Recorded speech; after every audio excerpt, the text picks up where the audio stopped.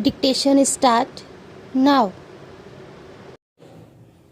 Mr. Deputy Chairman, sir, I thank you for giving me this opportunity.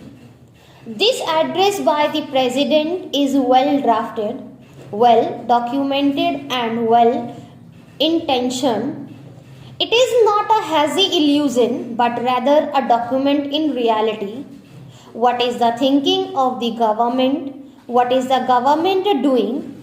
They are contained in this address.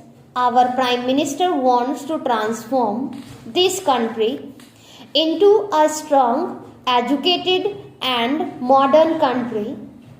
With this aim in view, he wants to harness science and technology and other techniques. Now, some of the members from the opposition said, what is the need of repeating the words socialism and secularism, etc.? If you have to practice all good things, you have to repeat them. A Hindu goes to mandir so many times.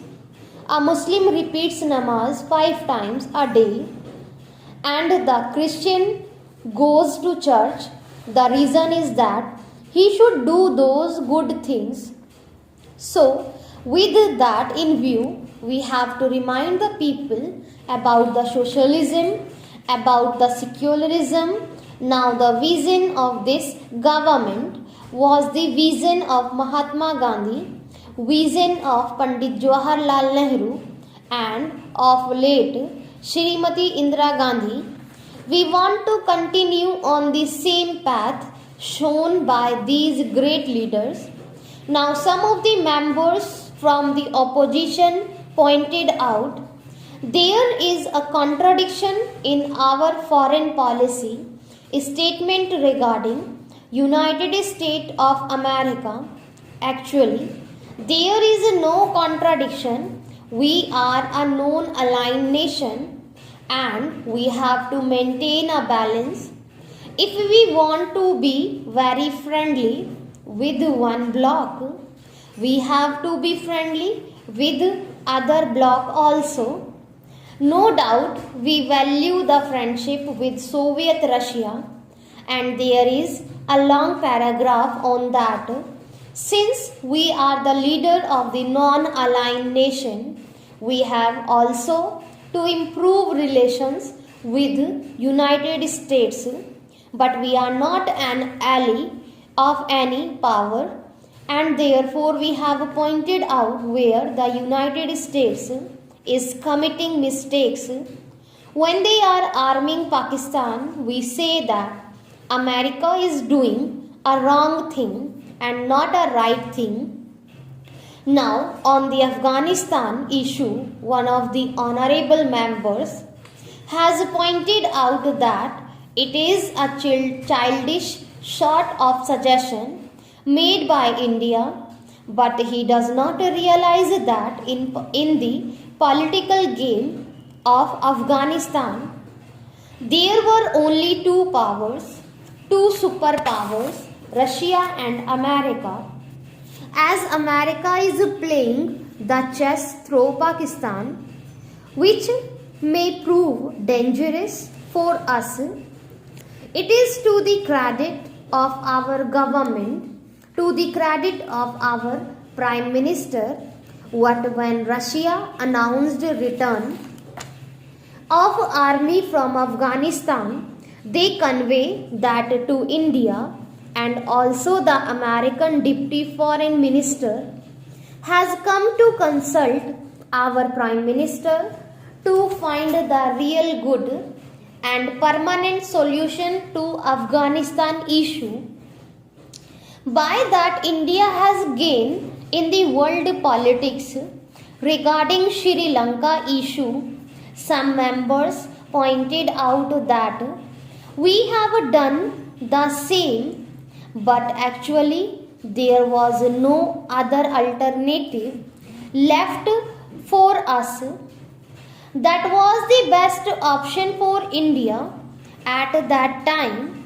There was in Sri Lanka, and this vacuum would have been filled either by any superpower or by Israel or by any other power, and in that case, what would have been the political and strategic position of India?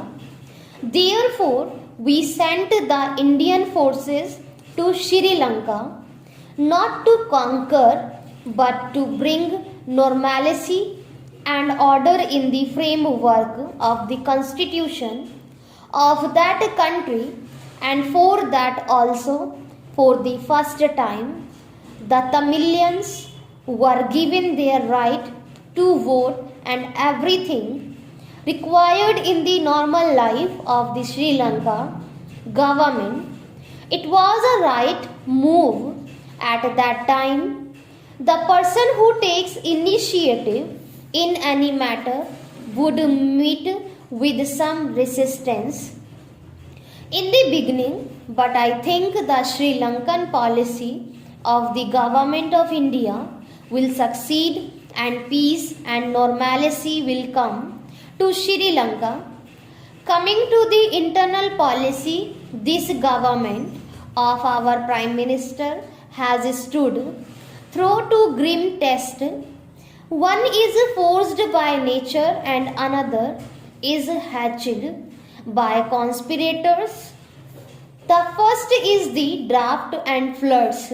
The country has passed through the unprecedented drought and floods this time, and instead of wasting time on known issues, our Prime Minister tackled the floods and drought situation with all the might of the government, and everything was mobilized and nobody was allowed to die due to hunger, and all help us given to needy. The second is the conspiracy to topple this government, the conspiracy to actually defame the Prime Minister in India.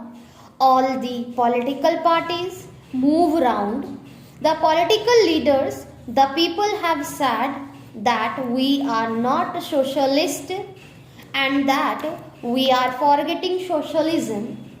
But in the address, we have given all prominence to the public sector and to the development of the poor, of the downtrodden. This is the goal of our government. There might be some fault in the public sector. I think everywhere in the world, the public sector is not being properly manned in the socialist countries, including our country also.